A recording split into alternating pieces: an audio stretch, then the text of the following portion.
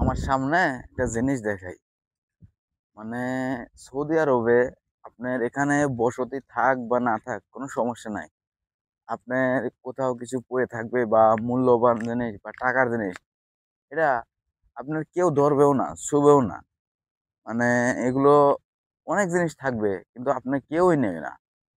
আসলে নেয় না, এর আসল কারণ কি জানেন? এখানে নিয়ম কানুন বা আইন খুবই কড়াকড়ি।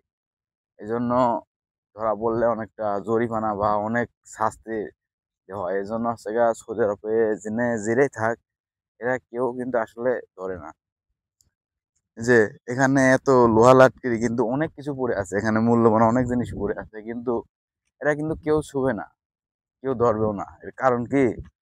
আসলে এগুলো যে আপনি ধরবেন বা ছুবেন বা নিবেন, আপনি মানলাম আপনি নিলেন বা নিয়ে গেছেন এখান থেকে, তো আপনি বিক্রি করবেন কই? আপনার বিক্রি করার জায়গা নেই।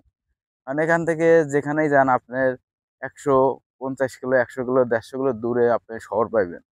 আর সৌদি আরবে যদি আপনি কোনো মূল্যবান জিনিস যদি আপনি বিক্রি করতে চান, তো যেখান থেকেই চুরি করেন আর যাই করেন না কেন, ওই জিনিসটা বিক্রি করার জন্য যেখানে যাবেন, যার কাছে বিক্রি করবেন, সেই লোকটাই আপনারে ধরাই দিবে।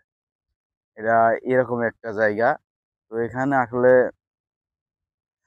অনেক মাল সামানা, মানে অনেক দামি জিনিস অনেক জায়গায় থাকে, কিন্তু এগুলো কেউ ধরে দেখে না আসলে। আর এগুলো পাহারা দেওয়ার জন্য যে নির্দিষ্ট কোনো লোক আছে, না তাও নাই। মানে কোনো পাহারাদার নির্দিষ্ট কোনো লোক লাগে না। এরা এমনিতেই থাকে। এগুলো কেউ মানে ধরবেও না, ছুবেও না। এটা এভাবেই পড়ে থাকবে। আর এভাবে পড়ে থাকতে, থাকতে এখানে নষ্ট হয়ে যাবে।